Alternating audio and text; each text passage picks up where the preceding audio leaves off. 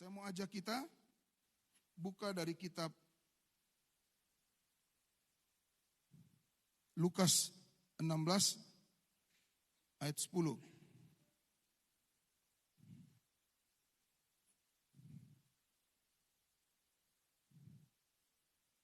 Lukas 16 ayat 10.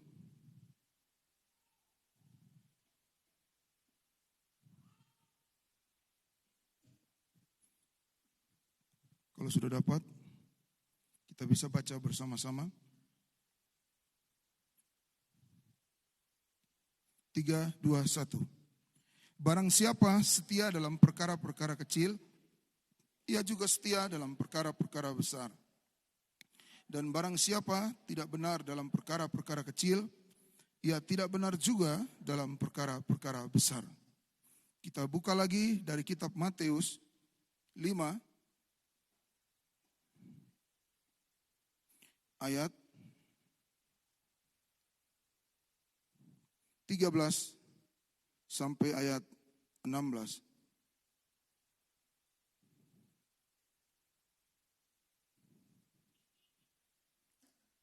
Demikian firman Tuhan. Kamu adalah garam dunia.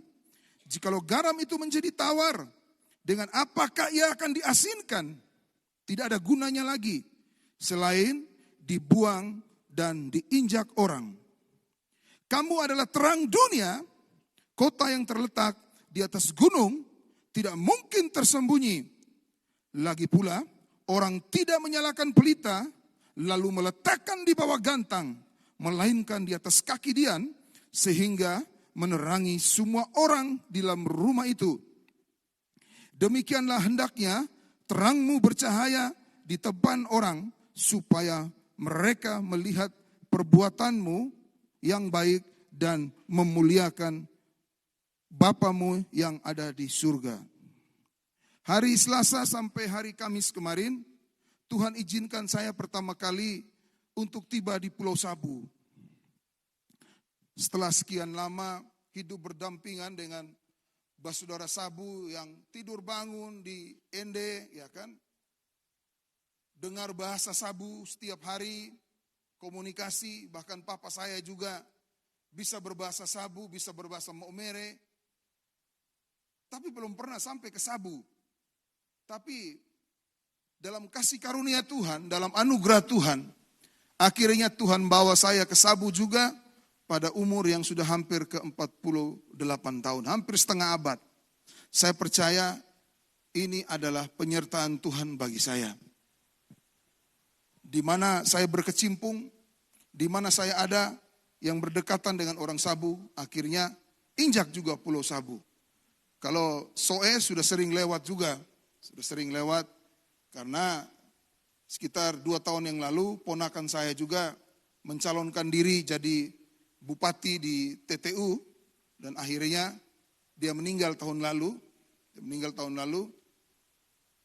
Dalam masa COVID saya juga baru sembuh COVID, dan saya juga tidak bisa datang untuk menguburkannya, dan tinggal ponakan saya sendiri bersama dengan ada 3 anaknya yang ada di Kefa.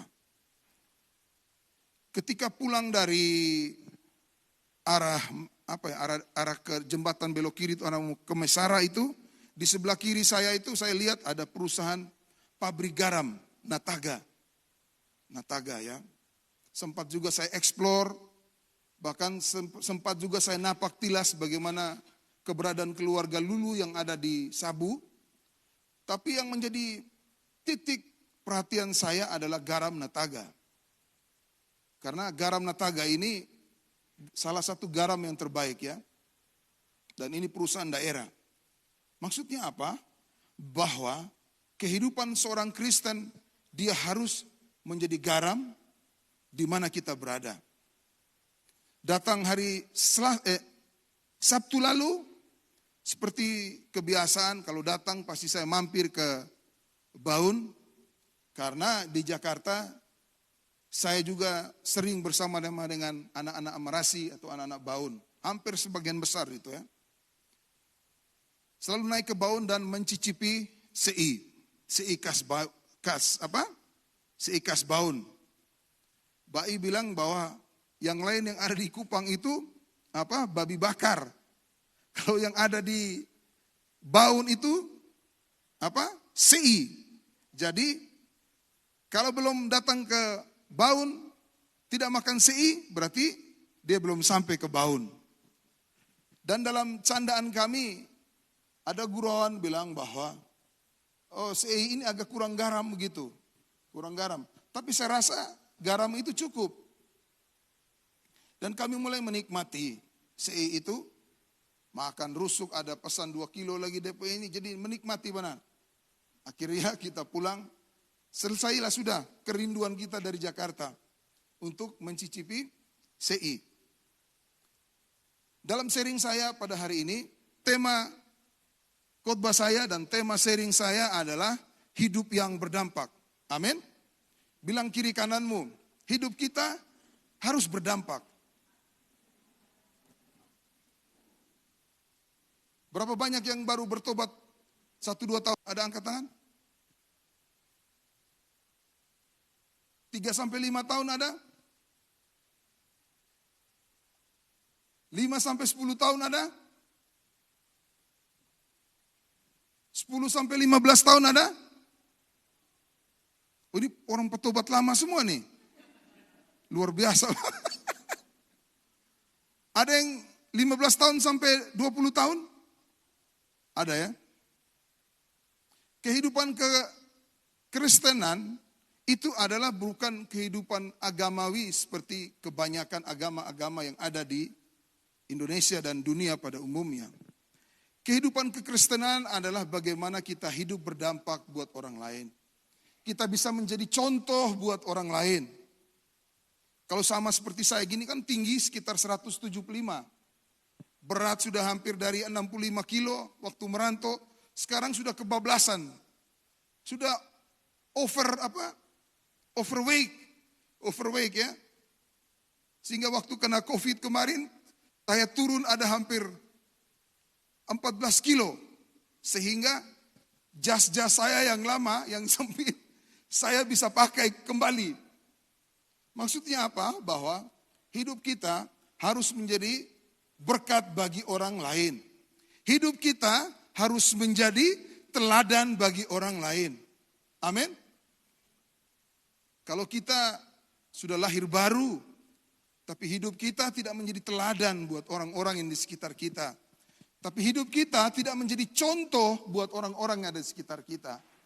Itu harus ada pertanyaan dalam diri kita. Sudahkah kita mencapai akil balik daripada seorang yang lahir baru? Lahir baru bukan bicara tentang bagaimana ketika kita lahir baru, wajah kita berubah. Tidak.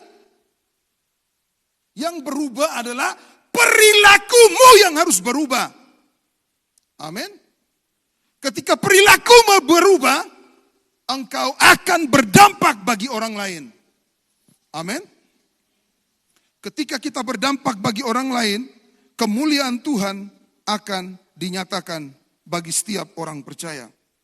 Yang pertama, kita harus menjadi dampak buat istri dan anak-anak kita. Amin. Saya cerita ya, saya akan banyak cerita tentang kehidupan saya, ya kan. Ketika saya married 2006, sebelum married kan pasti ada masa pengenalan, ya kan? Masa saling mengetahui satu dengan yang lain. Sebelum bertobat, dari tahun 99 saya bertobat, sampai tahun 2006, ya, ketika Tuhan panggil saya sering ngumpul anak-anak NTT dalam satu rumah. Itu kita bisa kumpul sekitar 10, 15 orang sampai 20 orang ya.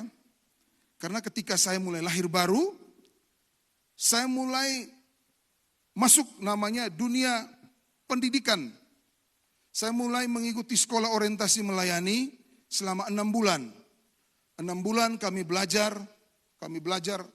dan akhirnya kami diutus ke pelayanan misi yang ada di Kalimantan Barat. Bertahun-tahun, ya, dari pertobatan saya dari 99 sampai 2006, SOM itu akhirnya saya jadi ketua asrama, saudara. Ketua asrama, saya sering ngumpulin adik-adik saya. Ketika saya layani, mereka mau berubah, mereka mau bertobat, kan harus memisahkan diri. Karena pergaulan yang buruk dapat merusak kebiasaan yang baik. Ketika dia mau berubah, kakak saya mau berubah. Ya udah kau ikut saya. Ya kan? Ikut. Saya mulai didik adik-adik saya, ya toh, selama 6 bulan. Bahkan saya yang belum menikah, saya harus ajarin adik-adik dan saudara-saudara saya yang sudah hidup kumpul kebo, saudara. Kumpul kebo, ya udah, nggak apa-apa saya kumpul. Saya urusin mereka tuh. Lakinya pada masuk penjara, istrinya yang lagi hamil-hamil besar.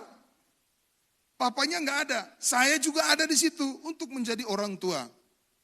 Ketika saya berkenalan dengan istri saya datang ke tempat kami karena di situ kan ada ngumpul anak-anak. Istri saya bilang begini, kita ini nggak cocok ya. Kamu mau nikah sama saya atau kamu mau nikah sama anak-anak? Karena dia datang, saya tidak terlalu fokus dengan istri saya lebih fokus kepada adik-adik binaan saya, anak-anak rohani saya. Tapi akhirnya Tuhan menyatukan kita dalam pernikahan kudus. Dan akhirnya kami diberkati 2 orang anak. 1 laki-laki, 1 perempuan. Anak saya yang pertama itu sudah dinubuatkan dalam kandungannya.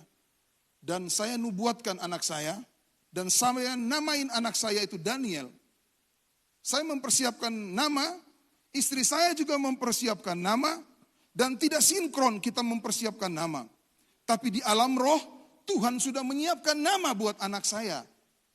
Tapi memang kami belum komunikasi begitu ya. Pada suatu waktu, saya ikut pertemuan doa.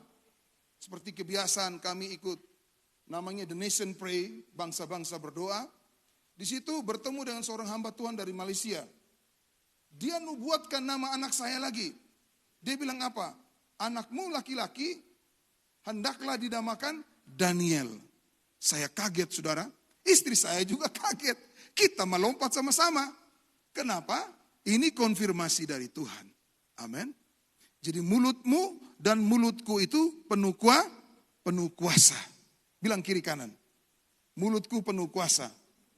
Engkau bisa merubah orang. Engkau juga bisa membuat orang itu menjadi tidak baik.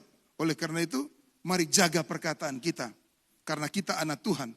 Firman Tuhan katakan bahwa pada mulanya adalah firman. Dan firman itu bersama-sama dengan Allah. Dan firman itu adalah Allah. Amin.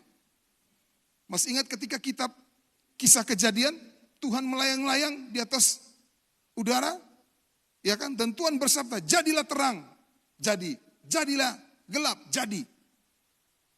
Oleh karena itu, kita yang sudah ditebus oleh Tuhan, kita punya kuasa dalam perkataan setiap orang percaya.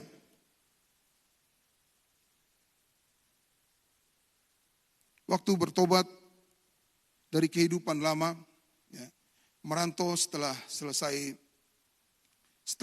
sekolah ke Jakarta, ketemu teman-teman yang lain, yang pada umumnya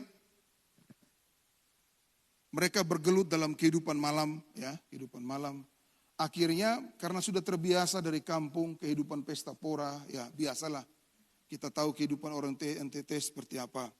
Tiba di Jakarta, mulai menggeluti kehidupan malam, saya sudah terbiasa. Karena di kampung sudah biasa. Allah bisa karena biasa. Betul apa betul? Betul ya? Akhirnya menjalani kehidupan malam, mulai berdagang narkotika, ya kan? Ya udahlah kehidupan bebas, ya kan? Yang tidak terkontrol.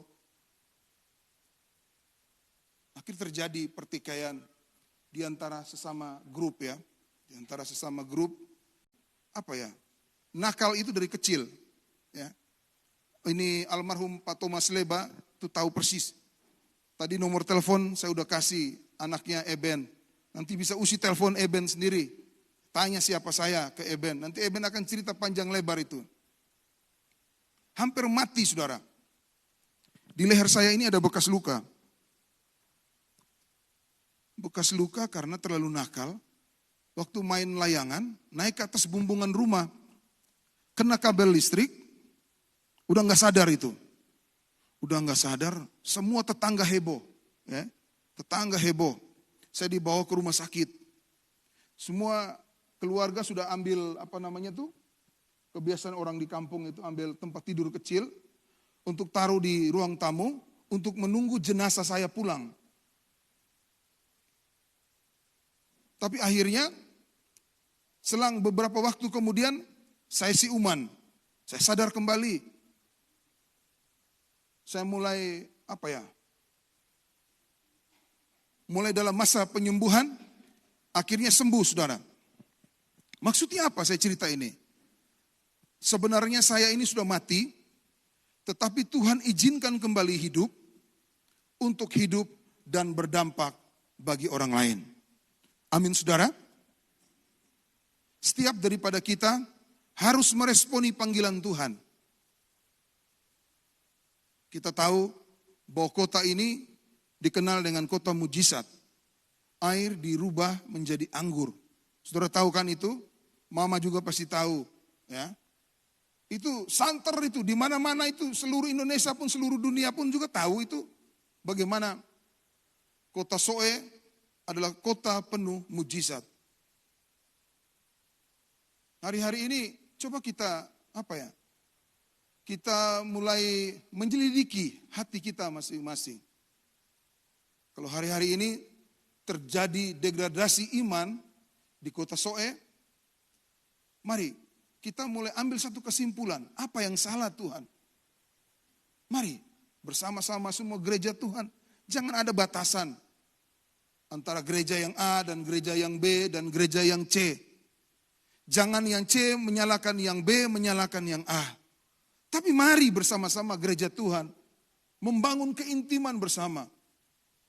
Menyerahkan kembali kota ini kepada tangan Tuhan. Supaya biar Tuhan yang nyatakan kemuliaannya bagi kota ini. Kita hidup harus berdampak bagi keluarga kita. Amin. Keluarga kita bukan lagi orang tua kita. Memang orang tua kita hormati setelah kita menikah. Ya, ketika menikah kita harus keluar dari rumah besar kita. Kita harus menghidupi kehidupan kita sendiri. Ketika saya menikah, saya nggak mau tinggal lama-lama di rumah mertua. Ya kan, bahkan saya harus dengan tangan sendiri bertanggung jawab atas istri yang sudah Tuhan percayakan bagi saya. Keluarga besar semua yang ada di Ende tidak percaya, anak ini apa ini, anak ini murtad dia ini. Karena saya dari gereja lama, murtad anak ini. Karena tidak biasa orang Flores ibadahnya tepuk-tepuk tangan. Kan nggak kaget. Orang, ya kan, kalau orang Timur itu sudah biasa, ya kan. Tapi ini orang Flores, dia ibadah tepuk-tepuk tangan. Agak heran-heran begitu kan. Ini gereja apa gereja setan ini? Betul saudara. Sampai ketika saya yakin dan percaya, saya mau juga ikut beribadah. Karena Bapak rohani saya, ketua karismatik Katolik seluruh Indonesia. Dan hampir semua jemaat lokal kami di GBI Sungai Yordan yang ada di Roksimas, itu 80% memang dari gereja lama semuanya. Sehingga saya mulai ikuti pelan-pelan. Akhirnya saya bertumbuh dari masa kanak-kanak, rohani, akhirnya menjadi remaja, akhirnya sampai dengan hari ini menjadi dewasa di dalam Tuhan. Keluarga enggak percaya. Tapi saya yakinkan terus keluarga dengan cara apa saudara? Bukan dengan omongan, tapi dengan perilaku dan kelakuan saya setiap hari. Akhirnya sampai hari ini keluarga besar sudah bisa menerima saya. Tepuk tangan bagi Tuhan. Bahkan kalau ada urusan-urusan keluarga, atau misalnya ada cekcok antara keluarga, biasanya saya juga hadir untuk mendoakan kakak adik yang ada. Yang berikut, ketika kita berdampak buat orang-orang yang ada di sekitar kita, kita juga harus berdampak bagi orang tua kita. Amin. Dan mertua kita. Yang sudah menikah angkat tangan dong. Haleluya. Papa mama saya sudah meninggal. Tapi papa mertua dan mama mertua saya masih ada. Istri saya orang Ambon. Istri saya orang Ambon. Saya mengasihi mertua saya. Mengasihi adik-adik ipar saya. Ya kan? Karena saya sadar bahwa saya sudah enggak ada papa mama lagi. Kalau saudara yang ada di tempat ini, engkau masih punya orang tua, kasihlah orang tuamu dengan sungguh-sungguh. Beri hormat kepada dia. Pada waktu saya mengenal Tuhan pertama kali, saya pulang merantau ke Ende, saya angkat tangan mama saya. Saya bilang, mama, berkati hidup saya. Saya taruh tangan mama saya di atas kepala saya. Saya cium kaki mama saya. Dan ketika saya tahu hal itu, saya diberkati oleh Tuhan sampai dengan hari ini. Dalam perjalanan pelayanan saya yang terseok-seok. Tapi kalau hari ini saya masih bisa kuat, saya tahu bahwa Tuhan mengasihi setiap orang percaya. Amin. Karena ada blessing dari orang tua kita. Ada blessing dari mertua kita. Hormati mertuamu. Senangin mertuamu. Senangin adik-adik iparmu. Amin. Kemarin mertua saya pulang ke Ambon, ya kan? Saya bilang ke istri juga, ya kita harus memberkati mertua kita, orang tua mamamu. Dan akhirnya mama mertua kemarin pulang ke Ambon, berlibur, ada hampir 1 bulan lebih, balik lagi kembali ke Jakarta. Dan hari ini mama mertua ada di rumah. Mari jadi dampak buat orang-orang yang ada di sekitar kita. Yang pertama adalah keluarga kita. Yang kedua adalah lingkungan kita, saudara. Saya tinggal di salah satu perumahan yang ada di Jakarta Barat. Ya. 1 tahun pertama saya mulai explore pelan-pelan. Saya mulai berkenalan satu dengan yang lain. Tahun kedua, tahun ketiga, bahkan sampai sekarang, seluruh warga masyarakat yang ada di dalam RW saya, di dalam perumahan itu, mereka tahu siapa kita. Kebiasaannya orang-orang Timur, ya. Kalau sudah kumpul, pasti ada minum-minum ya, minum-minum. Saya bilang ke adik-adik saya, minum-minum enggak apa-apa, tapi kontrol. Kontrol supaya kita tinggal di tempat ini, kita harus memberikan dampak buat lingkungan kita. Jangan sampai kita tinggal di lingkungan ini jadi troublemaker. Akhirnya kami dipercayakan untuk mengelola salah satu gedung sekolahan yang sudah tidak dipakai karena kolaps. Saya mulai bikin sasana tinju di situ. Saya bikin sasana tinju. Karena saya itu tadi, saya mau berdampak. Saya bikin sasana tinju, kita beli semua alat-alat tinju, ya sansak, kita taruh. Dan kita mulai berlatih. Dan akhirnya tempat itu pun juga jadi kumpulan ibu-ibu di dalam komplek untuk senam-senam. Senam apa tuh namanya tuh? Pokoknya begitulah, saya kurang terlalu itu, ya. Bahkan kita bikin tempat itu menjadi tempat pernikahan khusus outdoor, ya, khusus outdoor. Ya, kadang-kadang pasangan muda itu kan mau berinovasi ya, udah suntuk mungkin dengan pernikahan yang bergaya indoor kayak seperti begini. Kalau dia mau butuh ibadah untuk outdoor, ya kita juga bisa kasih wacana kepada teman-teman yang lain. Sehingga beberapa waktu yang lalu, awal tahun ya, awal tahun, saya nikahkan adik-adik saya, satu dari OSAO, ya, satu dari OSAO ini sama dengan ada istrinya itu dari Aceh dan Sunda. Ya kami nikahkan di situ, ya nikah di outdoor, Ya, akhirnya jadi berkat juga bagi lingkungan yang ada di sekitar kita. Itu khusus di rumah saya ya, khusus di rumah saya. Yang berikut, sejak tahun 2016 kami membentuk namanya organisasi Forum Pemuda NTT. Ya.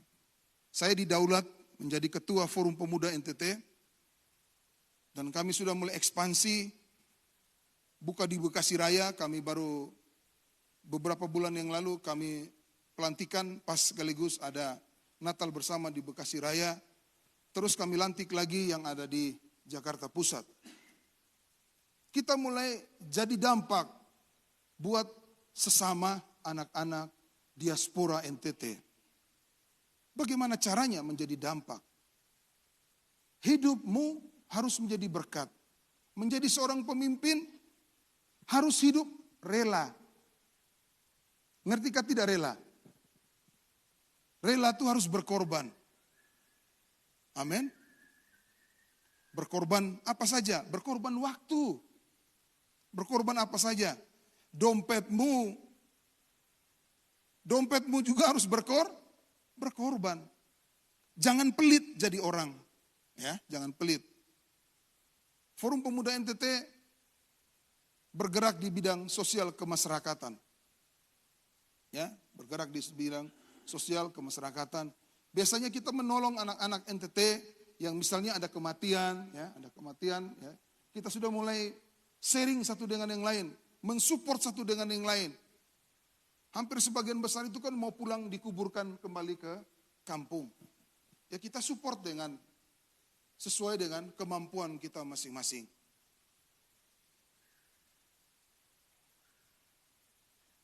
Kemarin ada lagi satu meninggal yang harus diterbangkan ke Flores. Semua kita juga bersama-sama. Saling menolong, saling membantu. Bahkan waktu COVID tahun lalu, 2 tahun yang lalu,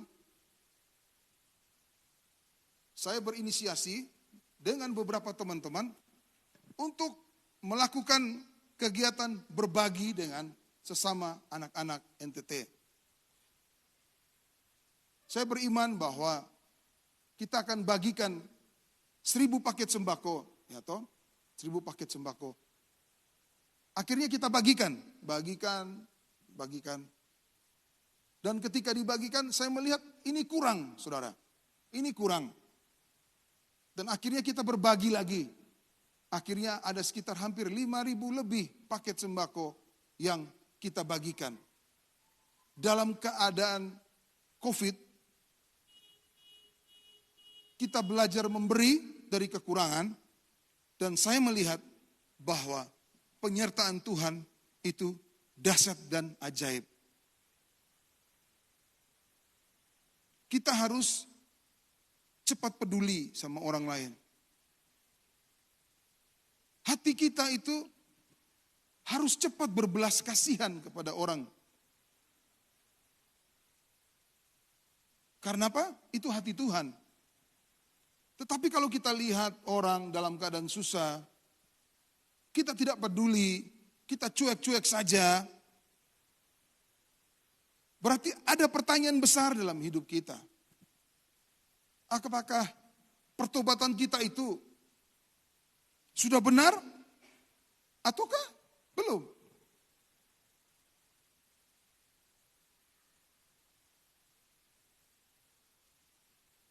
Dalam perjalanan kami berbagi, sampai suatu waktu kami berbagi terakhir di Bogor tahun 2021 kemarin. Kalau saya nggak salah ingat ya, bulan Maret ketika duduk bersama dengan Bapak Jeki Uli, sekarang sudah di Komisi 3 DPR RI dari Partai Nasdem. Bapak Jeki bilang ke saya begini, Ama, di kampung kena badai itu. Badai apa Bapak? Badai Seroja. Oh, saya pikir biasa-biasa saja, seperti ya kayak angin-angin begitulah.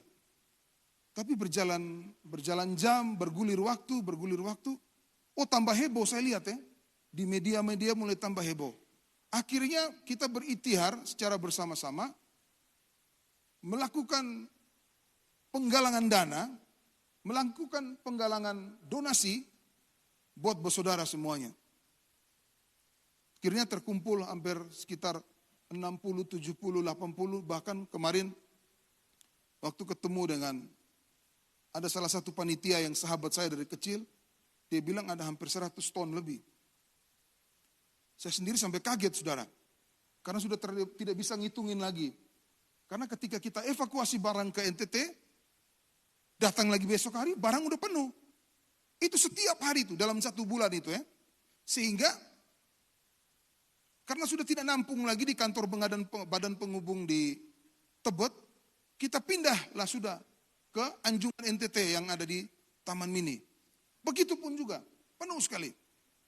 Bersyukur saya punya kepala badan penghubung yang bergerak cepat, yang empati, ya, yang empati terhadap warga diaspora NTT dan juga warga NTT. Kami bersinergi bersama dengan badan penghubung, akhirnya kita bentuk tagline namanya Satu Hati buat NTT. Jadi semua IKB yang tergabung, yang ada di Jakarta, semua organisasi-organisasi NTT yang ada di Jakarta dilebur menjadi satu, yaitu Satu Hati buat NTT. Tepuk tangan bagi Tuhan. Saya ingat ketika saya datang ke pabrik Swallow yang ada di Tegal Alur, saudara-saudara kita yang kerja di pabrik Swallow itu, mereka berdiri di jalan, ya, mereka menggalang donasi. Bersaudara yang ada di Tangerang pun juga begitu. Mereka menggalang donasi di mana-mana. Bahkan teman-teman dari Maluku pun juga mereka menggalang donasi. Karena saya melihat Tuhan persiapkan kami 1 tahun penuh itu ya. Kan saya sudah cerita tadi waktu masa Covid ya. Masa Covid itu kan kita gerilya itu kan. Gerilya dari satu kelompok ke kelompok yang lain. Dari Jakarta Barat, Selatan, ke Utara, ke Bekasi, ke Cikarang. Kami gerilya. Sehingga pada waktu Seroja datang, kita sudah tidak kaget saudara. Akhirnya dalam waktu 1 bulan penuh itu kami bawa barang semuanya dan bagikan hampir di semua tempat yang terdampak. Ya, di Timur dapat. Kalau di Soe ini saya ingat ada namanya saudara Yusus Nenabu dengan Katonce Samadara. Ya, beliau di Angkatan Udara. Beliau cepat sekali itu kalau untuk urusan-urusan begitu ya. Jadi beliau yang mengakomodir Satu Hati buat Soe pada waktu itu. Saya lebih banyak berfokus ke Adonara dan ke Sumba. Akhirnya kita jadi berkat bagi semua bersaudara NTT yang ada. Itu yang kedua. Kalau kita hidup harus jadi dampak bagi orang lain. Yang pertama keluarga. Dan yang kedua buat lingkungan kita. Ya namanya hidup bertetangga baik-baiklah. Kalau ada masalah ya saling cepatlah. Cepat saling maaf-maafkan. Supaya nama Kristus Tuhan ditinggikan dalam kehidupan kita. Yang ketiga, kita hidup harus menjadi berkat buat bangsa dan negara. Hari-hari ini kita lihat, bahkan kemarin waktu mau nginap di Blessing Hotel itu,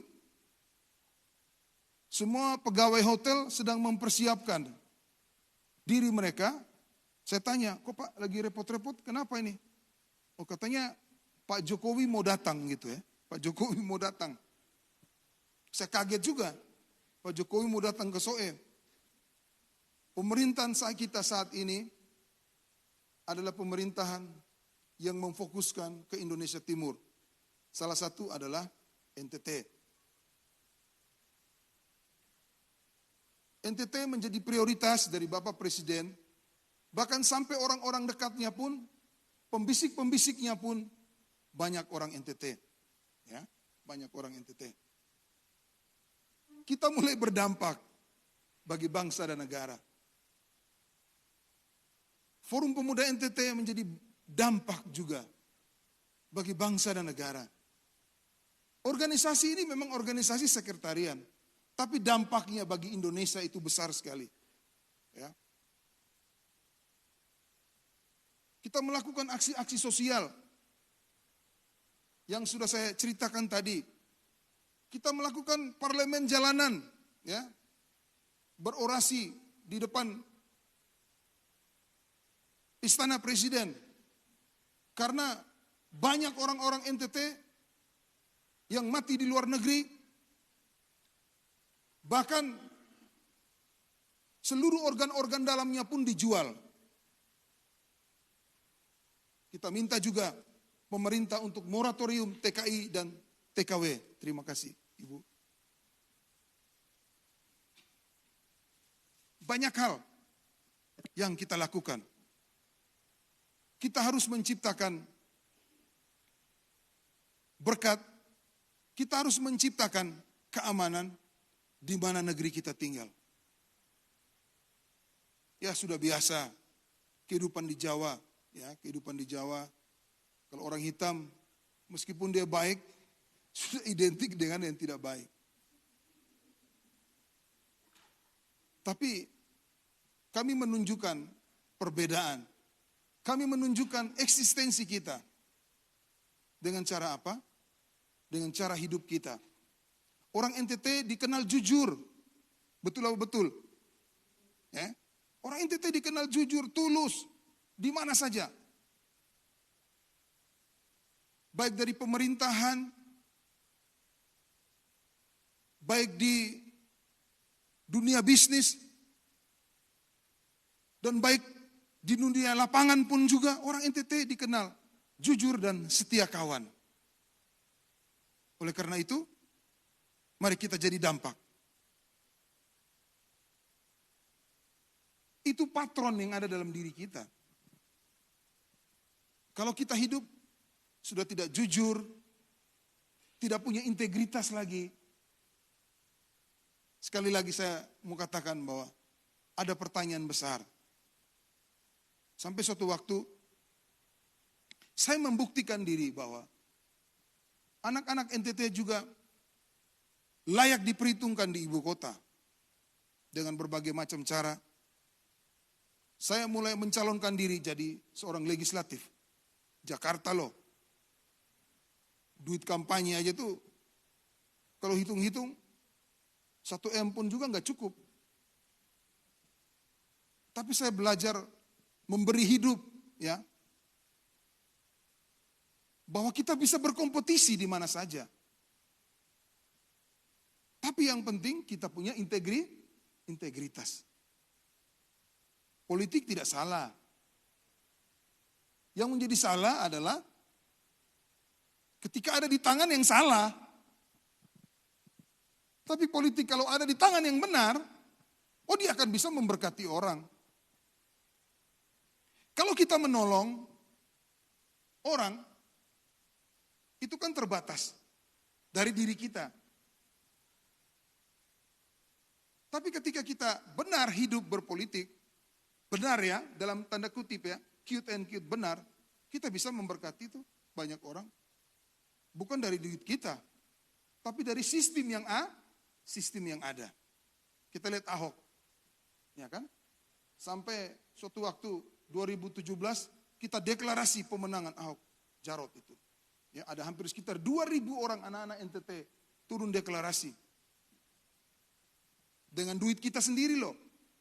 Kita kumpulin sedikit-sedikit. Akhirnya kita deklarasi.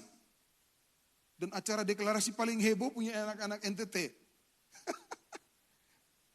Ya. Tapi harus ada satu orang yang mau berdiri berkorban. Amin. Di gereja ini pun juga begitu. Kita umur tidak terlalu tidak terlalu jauh dengan Bapak Gembala. Kita masih muda, ya kan? Masih muda.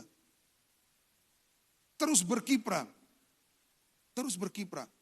Mari, banyak saudara-saudara kita yang belum kenal Tuhan di tempat ini. Mari rebut mereka. Rebut mereka untuk kemuliaan nama Tuhan. Bagi hidup kita. Kalau di sini kan gampang datang ke pasar, cerita-cerita dari mama-mama, beli sirip pinang, mungkin duduk. Kunyah itu sirip pinang, di situ cerita-cerita, begitu kan? Atau pergi di kebun, pergi cerita-cerita dengan orang tua, apa. Ya kan? Itu sesuatu yang mudah sekali kita temukan di sini. Jangan kita duduk kukuru di dalam gereja terus. Bagaimana jiwa mau bertambah? Bagaimana kota ini mau dimenangkan? Kalau kita kukuru terus di sini, ketemu lu lagi, bosan akhirnya. Amin saudara. Kalau orang yang mau berdampak, dia tidak pernah memikirkan diri dia sendiri. Memberi pun juga, itu ada dampaknya. Ya mungkin kau biasa memberi, ya. Kau beri aja. Duit kecil 5.000, beli aja. Beri yang terbaik yang ada dalam dompetmu. Jangan kau beri yang sisa-sisa. Amin. Tanggal 20 kemarin kita melakukan acara Natal bersama secara besar-besaran di Jakarta. Dengan target dana yang besar. Banyak yang pesimis. Tapi saya percaya. Karena berkali-kali, perhatikan baik. Berkali-kali Tuhan lakukan cara yang ajaib. Kami bikin event Natal bersama. Akhirnya semua diaspora anak-anak NTT berkumpul di Anjungan NTT. Pak Wakil Gubernur Jakarta pun datang. Kita bikin tagline baju kita. Kita tulis gue NTT. Keren kan? Kenapa tagline gue NTT? Kan bisa aja kita tulis Beta NTT. Tetapi apa? Saya mengambil tagline itu karena saya tahu bahwa orang NTT harus jadi berkat dan beri dampak buat negeri ini. Karena Jakarta adalah representatif Indonesia, betulkah betul? Semua suku dan bangsa yang ada di negara ini ada terkumpul di Jakarta. Oleh karena itu, tagline kita gue NTT. Dan Bapak Ibu nanti mungkin bisa searching Forum Pemuda NTT di Google, nanti bisa searching, di YouTube juga ada perayaan Natal kemarin, nanti Bapak Ibu bisa lihat. Supaya Bapak Ibu tahu bahwa saya ngomong bukan asal ngomong. Tapi kita ngomong, kita memberikan bukti. Hidup kita adalah demikian. Kita memberi bukti, bukan janji. Dan yang terakhir, kita beri dampak buat dunia.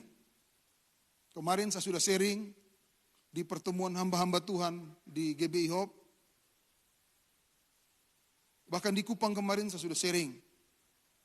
Yang lagi heboh-heboh kan peperangan antara Rusia dan Ukraina. Kalau perang yang lain, semua heboh.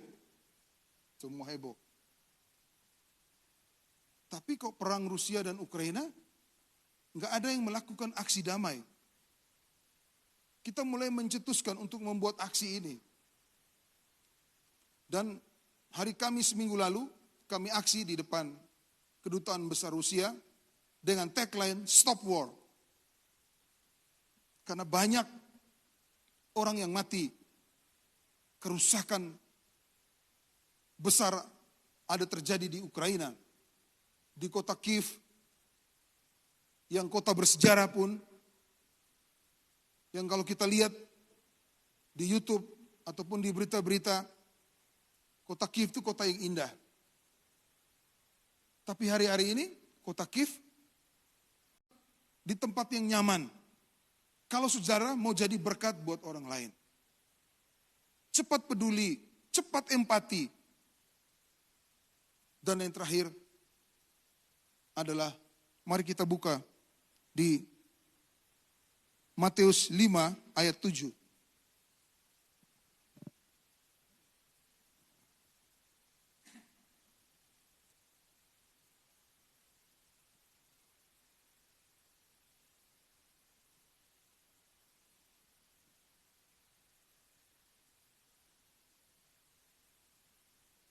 Udah dapat?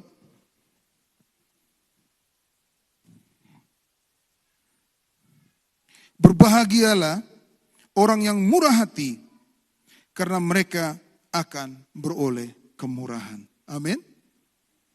Firman Tuhan ini nyata dan benar.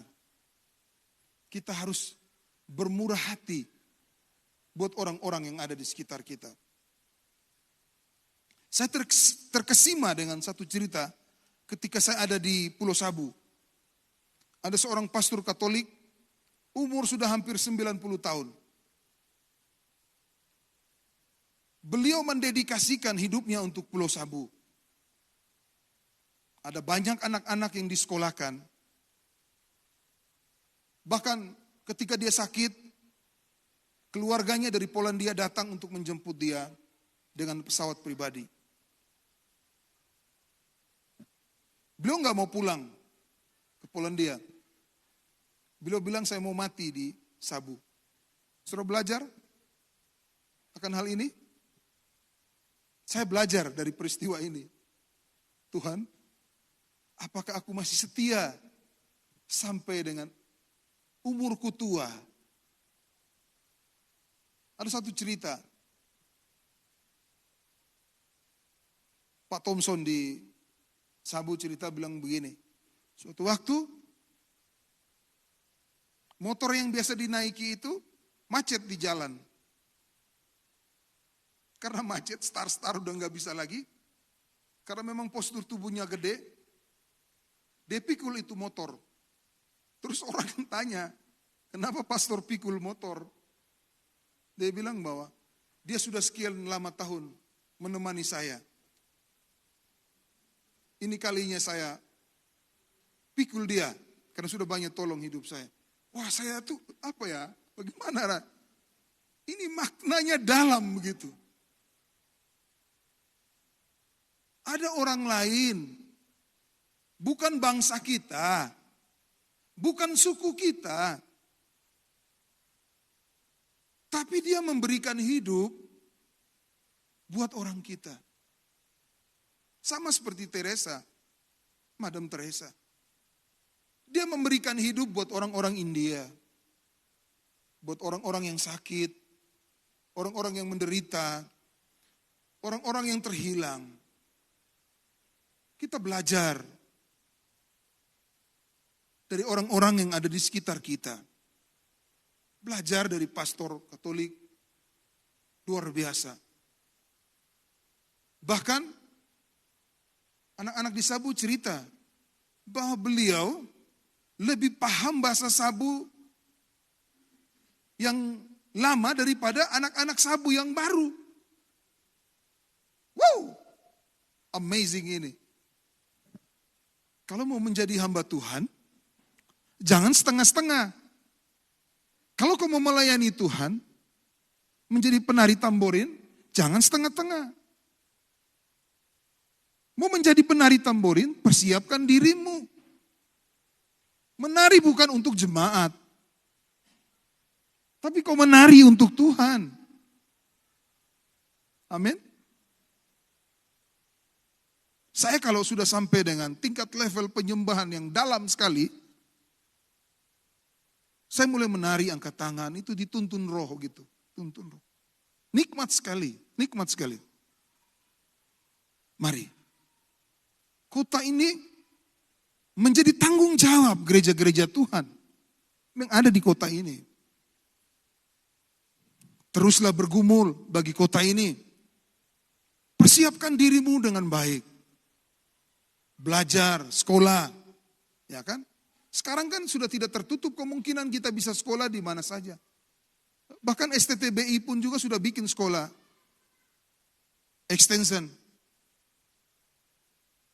Kemarin ngobrol-ngobrol sama Pak Frans Wantan, saya bilang kalau bisa NTT punya kelas khusus begitu Pak Frans.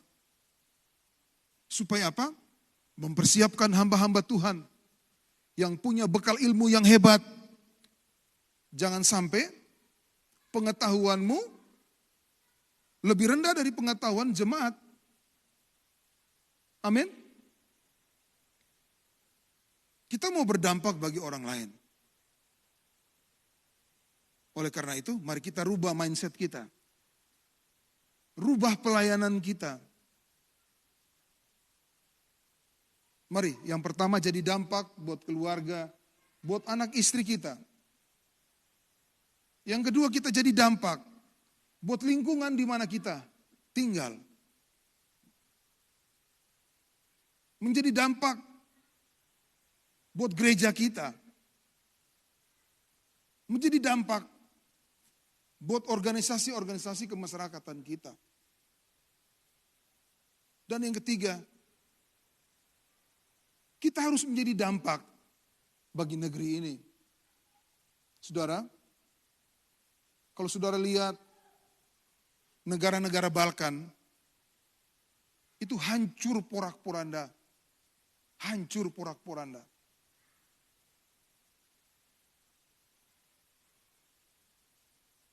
Saudara mau Indonesia dibalkanisasi?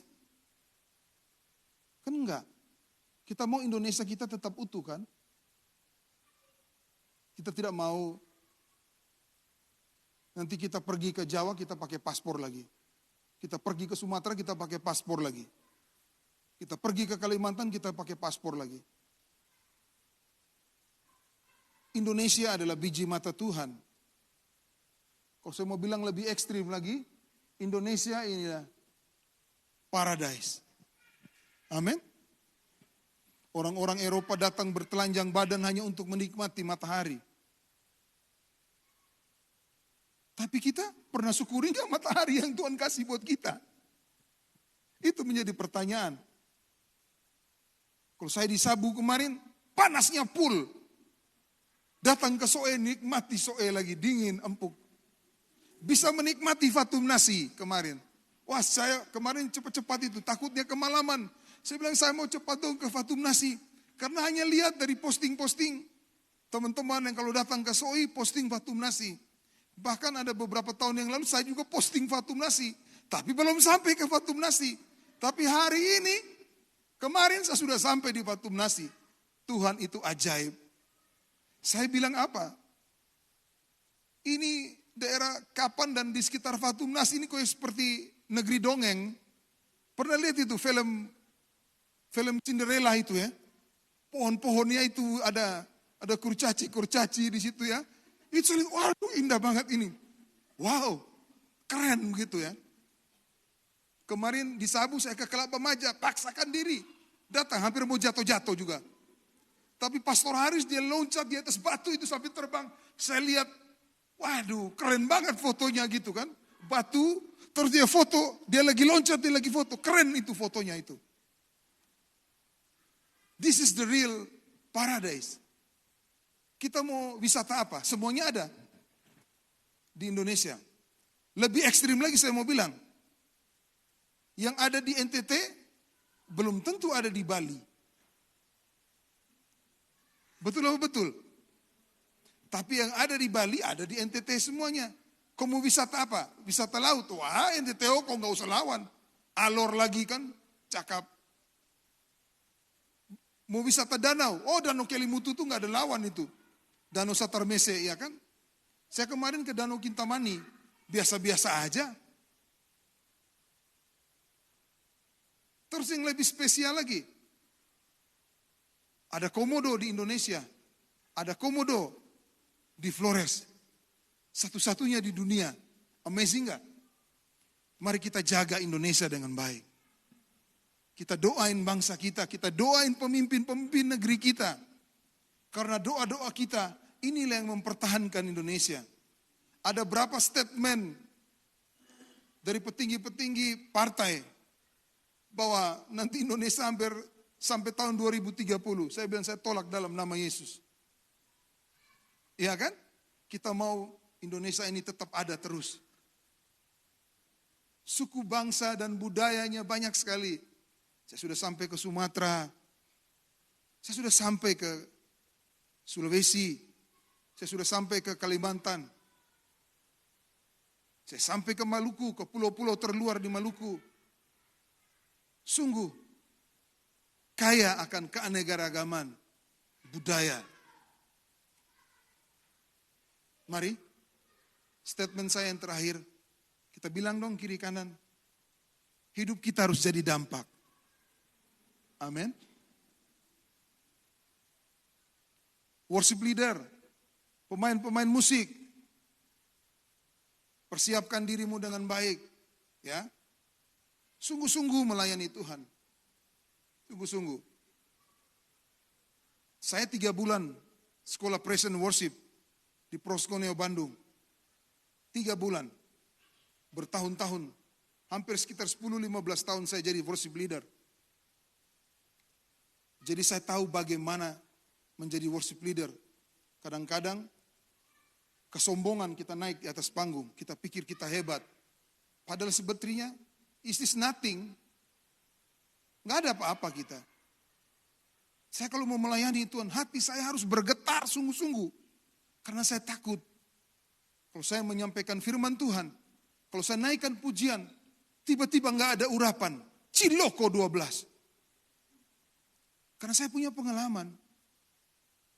Waktu mau mimpin worship leader di pertemuan doa. Karena saya lewat jalan, berlawanan jalan. Tabraklah saya, motor dengan motor. Saya kabur terus. Padahal ini mau pimpin worship leader ini. Sampai di tengah-tengah ibadah doa, saya nyanyi, nggak naik-naik saudara. Tiba-tiba pemimpin doa ambil alih itu. Praise and worship. Malu tidak? Malu. Karena apa? Kita tidak bereskan hati kita dengan Tuhan. Saya nggak minta maaf dengan orang yang saya tabrak tadi. Jadi jangan main-main ya. Kalau mau melayani Tuhan, sungguh-sungguh. Mau jadi seorang pengkhotbah, persiapkan diri dengan benar. Jangan asal-asalan persiapkan diri. Dan khotbah-khotbahmu itu harus khotbah-khotbah yang hidup. Jangan asal ngomong. Amin saudara? Orang worship leader, persiapkan dirimu. Beli lagu-lagu, jangan pelit.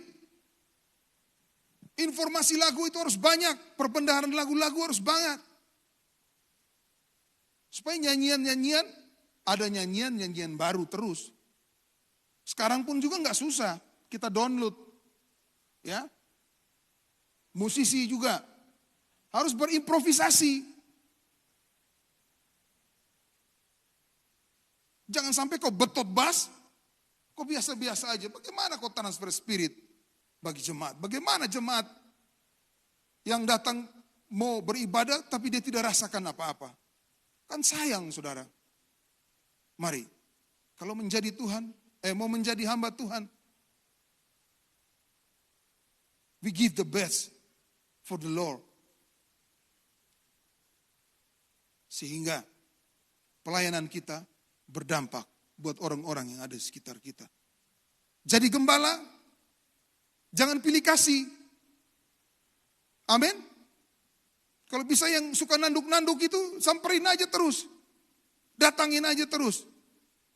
Hati manusia ini kan gak mungkin sekeras batu. Memang gak mudah jadi gembala. Tapi ketika hati gembala penuh dengan hati Bapa, belas kasihan turun atas gereja ini. Amin. Tuhan sayang kita semuanya. Tuhan sayang gereja ini. Ini sudah generasi kedua. Generasi kedua. Tidak mudah mempertahankan pelayanan. Tidak mudah. Tidak mudah. Tapi ketahuilah bahwa Tuhan ada bersama-sama dengan kita.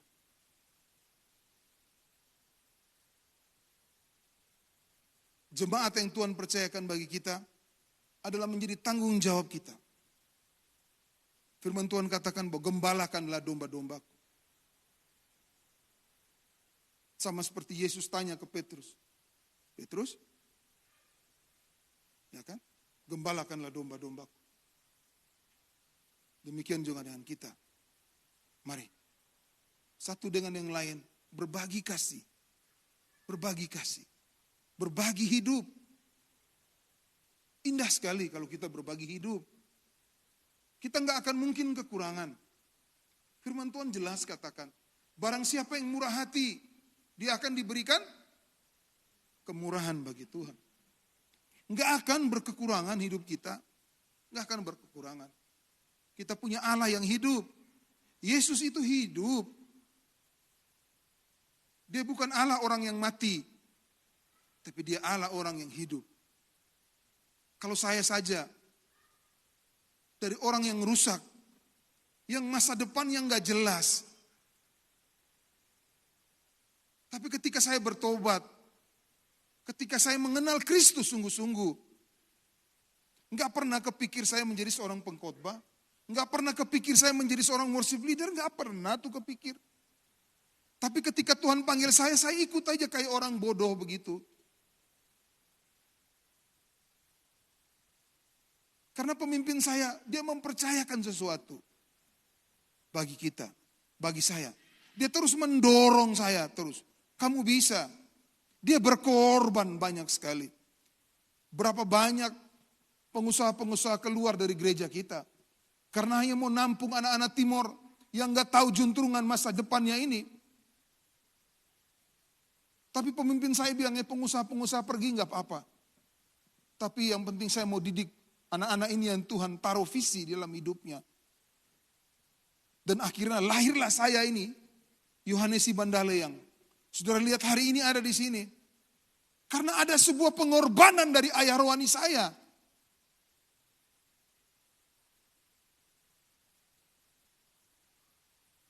Tidak mudah sekali lagi, tidak mudah. Mari belajar dari orang tua rohani kita. Ini tokoh-tokoh iman yang ada di sekitar kita. Mereka ini adalah teladan bagi kita. Saya sering di mana tempat saya berada, saya selalu menceritakan ayah rohani saya. Karena dia adalah teladan saya. Yang pertama Kristus. Dan kalau ketemu ayah rohani saya, dosa-dosa saya ceritain semua ke ayah rohani saya. Saya enggak malu. Karena saya tahu beliau mengasihi. Beliau pasti simpan rahasia. Jadi gembala, kita enggak boleh ember. Simpan permasalahan-permasalahan jemaat kita. Menjadi rahasia iman kita bersama dengan Tuhan. Kalau saudara baca peristiwa yang terbaru, gembala jemaat Hillsong, ya, sudah dengar belum? Gembala jemaat Hillsong sedang dalam permasalahan. Mari jam-jam doa kita jangan kurangin. Terus belajar, berinovasi dalam pelayanan kita masing-masing. Kita jadi berkat, jadi dampak buat orang-orang yang ada di sekitar kita. Kita tunduk kepala. Saya undang pemain keyboard.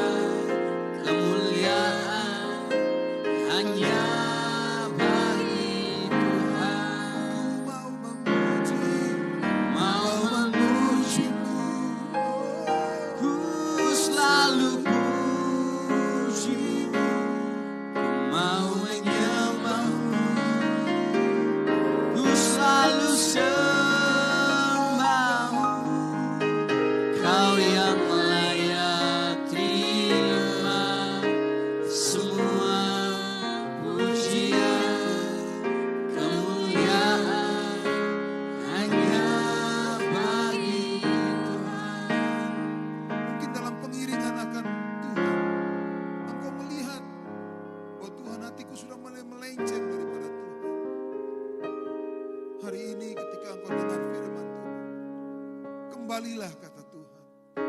Kembalilah kepada panggilanmu yang mula-mula. Karena melalui hidupmu Tuhan mau buat sesuatu. Buat orang-orang yang ada di sekitarmu. Karena melalui hidupmu Tuhan mau memberi dampak bagi kota ini. Jangan keraskan hati kita. Jangan keraskan hatimu. Kalau mungkin engkau bertanya kepada dirimu dan kepada Tuhan, saya kecewa dengan beberapa orang, sehingga engkau sudah tidak mau datang lagi melayani Tuhan, mendedikasikan hidupmu kepada Tuhan. Hari ini engkau dengar firman Tuhan, dengar baik. Tuhan mengasihi engkau. Kembalilah kepada panggilan. Ku mau memujimu. Ku mau memujimu. Ku selalu pujimu. Ku mau menyembahmu. Ku selalu sembahmu. Kau yang layak terima semua pujian, kemuliaan hanya bagi mau memujimu.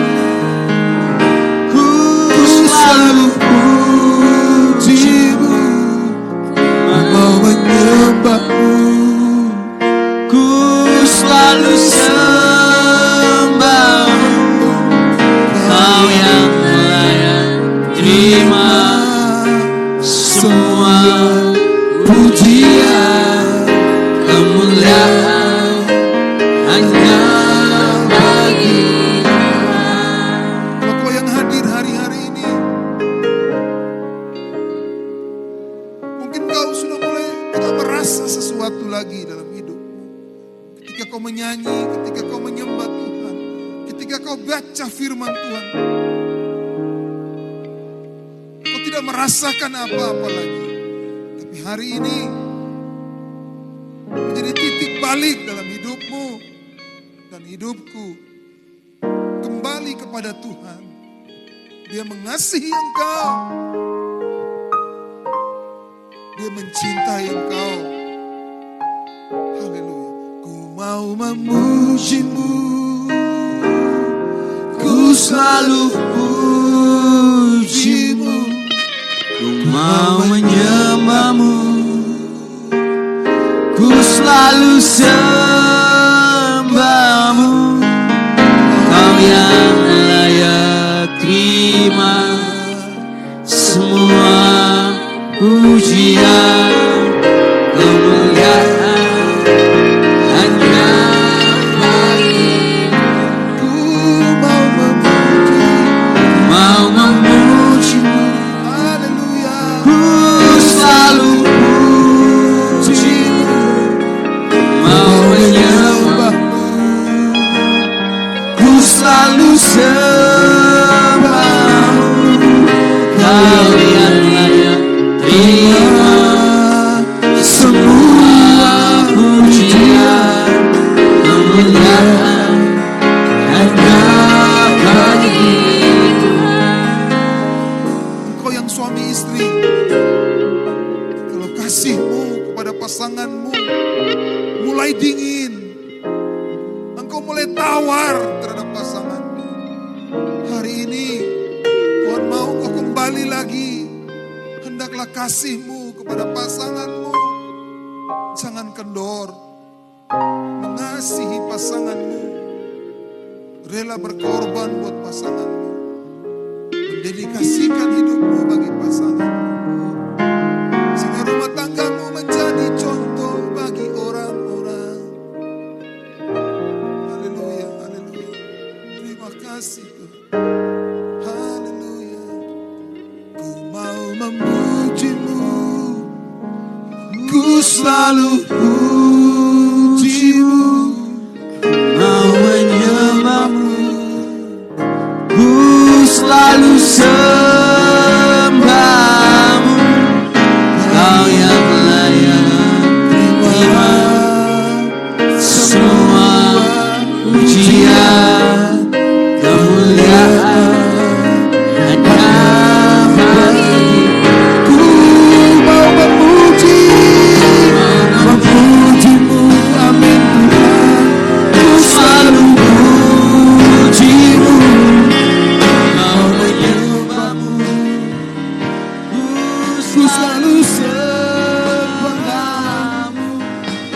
Kau yang layak terima semua pujian, kemuliaan hanya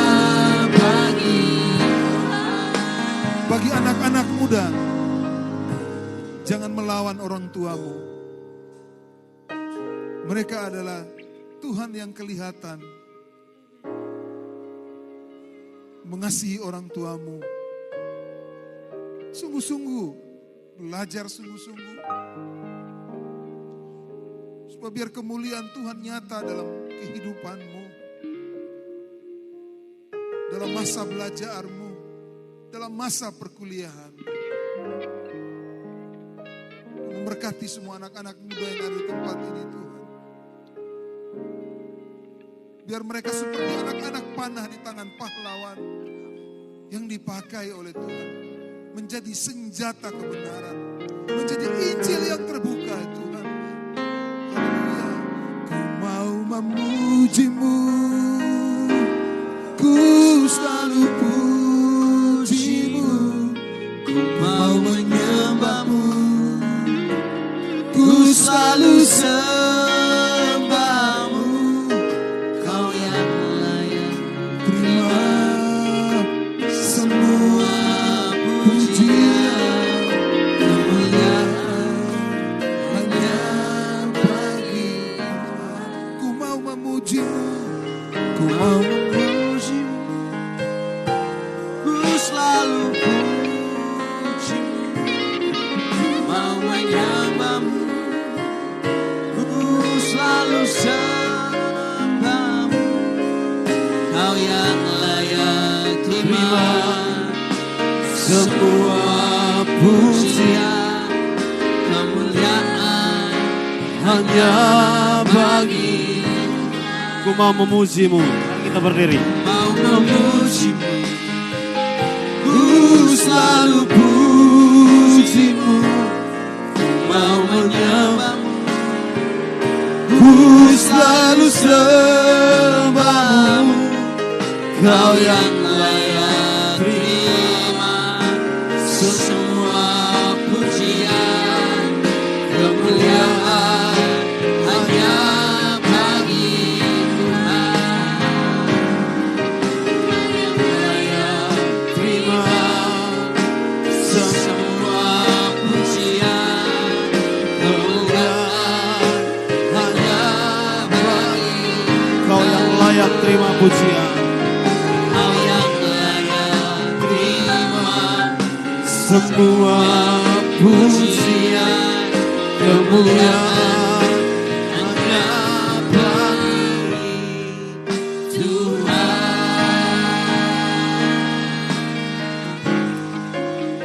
Kemuliaan hanya bagi-Mu Tuhan Yesus Kristus.